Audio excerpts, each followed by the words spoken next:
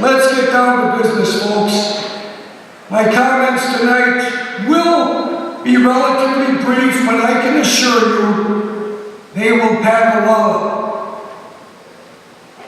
As a City of Milwaukee Alderman for the last 15 plus years, I have tried my best to tell it like it is, to fight for the best interests of my constituents, as well as engaging in a little common sense when it comes to decision-making at City Hall. That is precisely the same kind of mayor I would be. So with that in mind, let's cut right to the chase. If elected, the next mayor of the City of Milwaukee, I will direct my efforts and energies towards accomplishing these 6 major initiatives. Number 1, I would once and for all put an end to this ridiculous, insane, and idiotic downtown streetcar.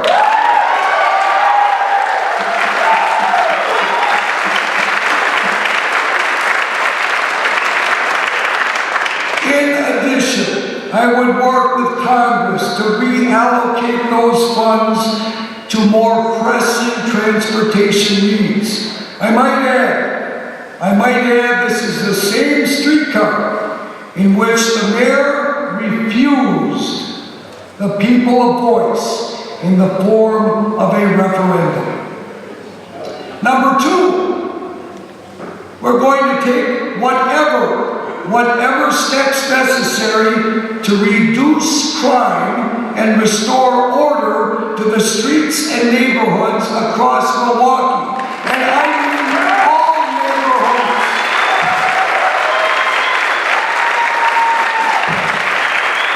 And I will comment on that momentarily. Number 3, we're going to turn the Milwaukee public school system into the absolute best, most efficient, and productive school system in America. And we're going to support our many hardworking, dedicated teachers in this system and put money back into the classroom and out of the hands of the bureaucrats.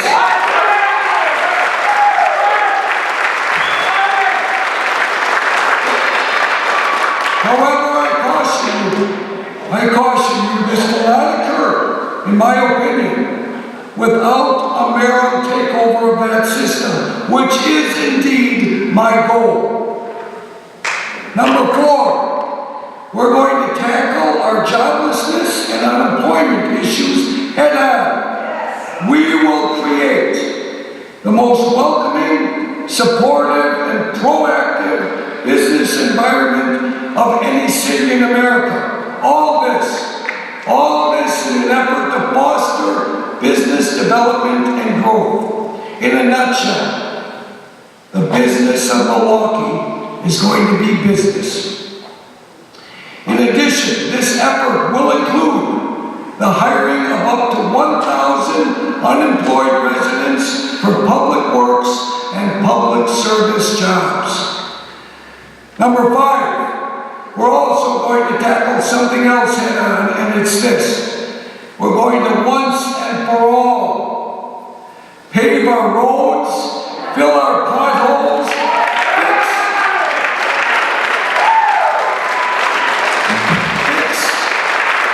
fix our sewer system, and clean up our lake. And we're going to put local people to work doing it. Yes. And number 6, we're also going to address our incredibly high property taxes and fees that are literally strangling the life out of some neighborhoods, fueling middle-class flight and stifling business development. We intend on tackling every one of these issues and more. Yes.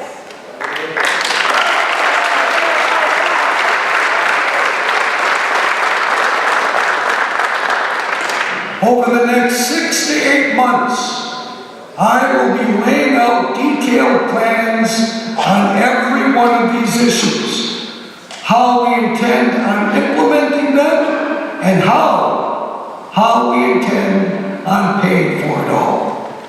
But tonight I want to discuss an issue that is absolutely critical to Milwaukee's future. And that issue is public safety, because without it, nothing else positive can occur. I need not point out the need to address this crisis, since all of us are living through it. Suffice to say, if elected mayor of the city of Milwaukee, I will at the very least implement a 10-point public safety plan, and that plan is as follows. And I should also point out further details, a more detailed description of this plan is available at the sign-in table. I would urge you to take one. I want to hear from you what your feedback is on getting this done. But that plan is as follows. Number 1, we will immediately take steps to end the MPD furloughs and the Milwaukee Fire Department's brownouts, decommissionings, and future downsizing.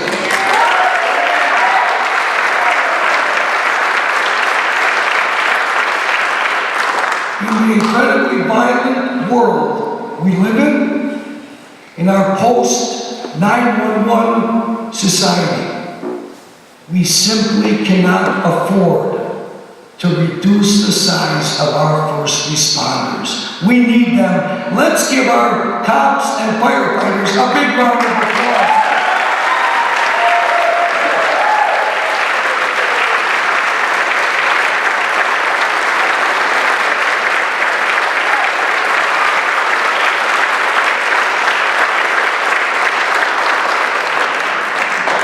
Number 2, and long overdue, we will begin the process of hiring 300 to 400 new police officers.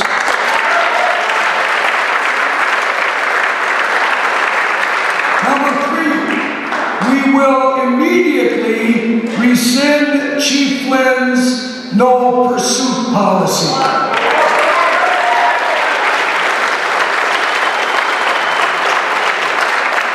Sadly, I believe that policy is fueling a greater degree of crime across Milwaukee, and is also, in my opinion, fostering a greater level of disrespect for law and order and for the symbols of law and order, our police officers.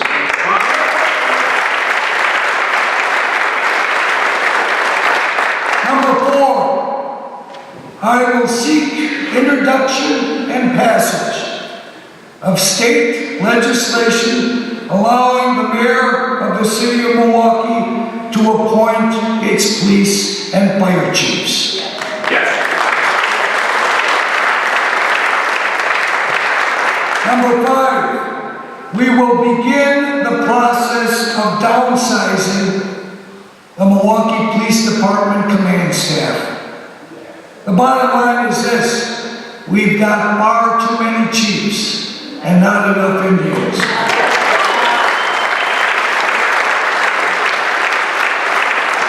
Number 6, we will immediately take steps to restore the MPD Detective Bureau to its appropriate level, and in addition, restore our Vice Control Division to its appropriate level, as well as significantly beefing up our efforts in the fight against drugs.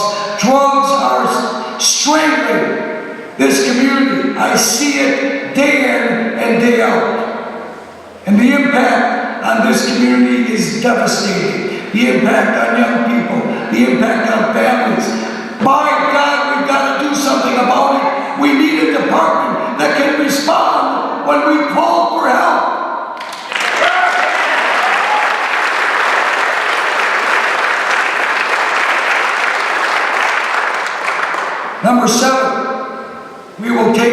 necessary steps to expand our Operation Impact and our shot spotter technology across Milwaukee. These are programs that I believe have been successful and need to be expanded.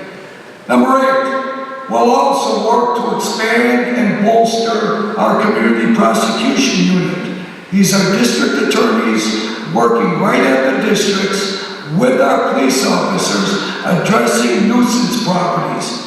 And every one of you knows, in any given neighborhood, all it takes is 1 or 2 houses to cause 99% of all the problems on that block. We need to target in on them and take action, appropriate action against them. This particular effort has proven successful in doing just that. Number 9, we will take steps in conjunction with the state of Wisconsin to finally, once and for all, reform our failed juvenile justice system.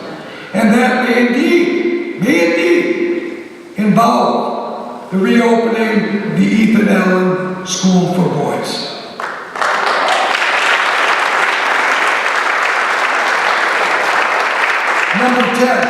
Number 10, we will begin a campaign called I Pledge Milwaukee, designed to engage all members of the community, individuals, businesses, churches, foundations, in a coordinated improvement efforts. Now I realize that portions of this plan will indeed involve partnering with the state of Wisconsin. But I believe I have a proven, capable record of doing just that, when at the same time, sadly, Mayor Tom Barrett has not. Now, it is also important to say this. I am under no illusion that this plan, or really any government plan, is an appropriate substitute for personal responsibility, for our kids to be brought up in a nurturing, loving, stable environment, or for our kids staying in school and away from drugs and games. But while we all work together to tackle those challenges, it is government's role to protect the lives and property of the decent, hard-working, law-abiding citizens who have put their trust and faith in the leaders they have elected.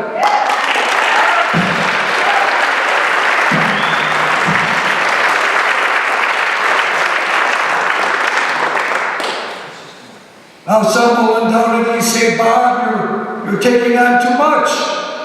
It's simply impossible to make all these changes. Too many powerful people and institutions will fight you.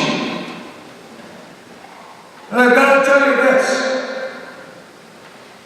I did not enter local government to play politics. I entered public service to confront our city's challenges with common sense solutions. And many of my detractors have over the years underestimated my ability to get things done. And it has given me extreme pleasure to prove those detractors wrong.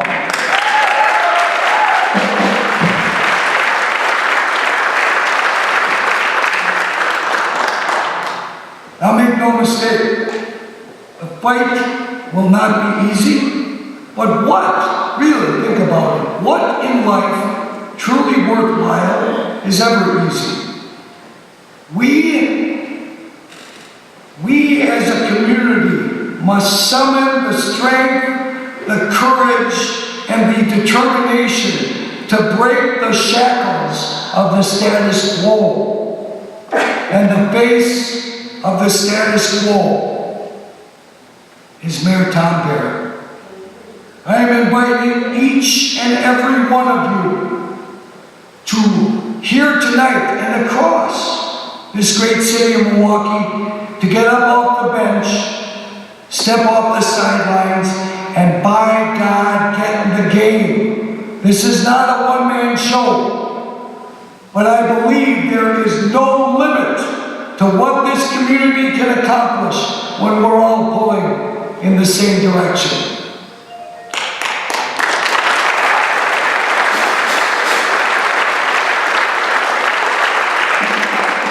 Allow me to end with this.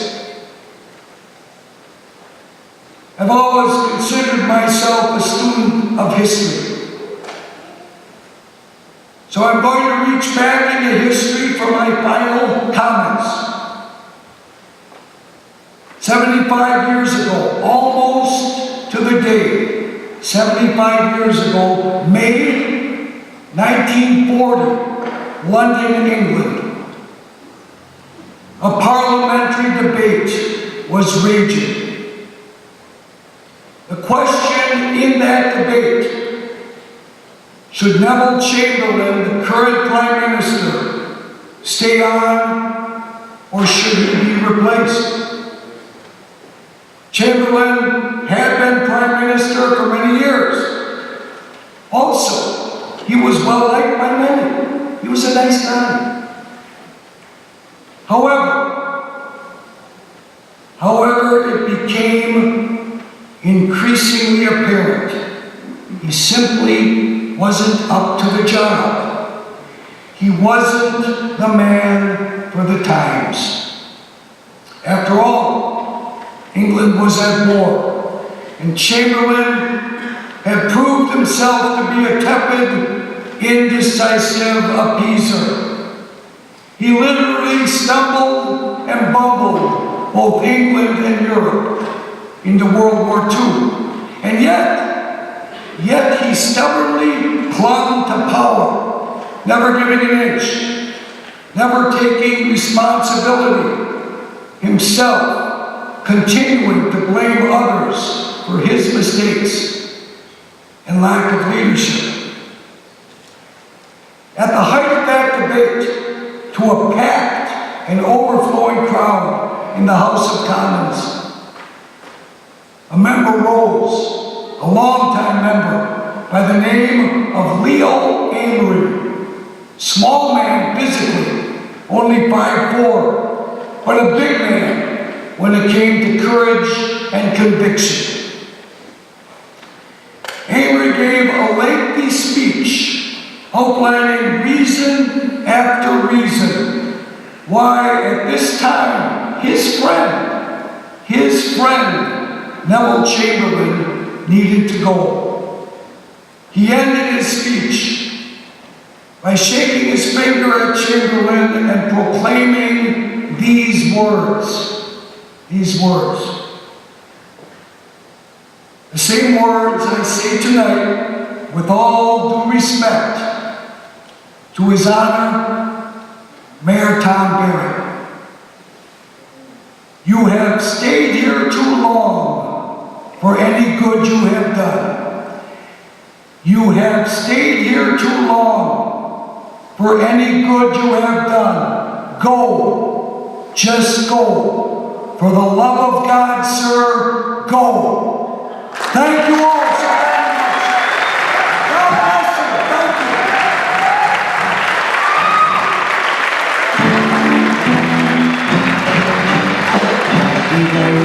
Thank you.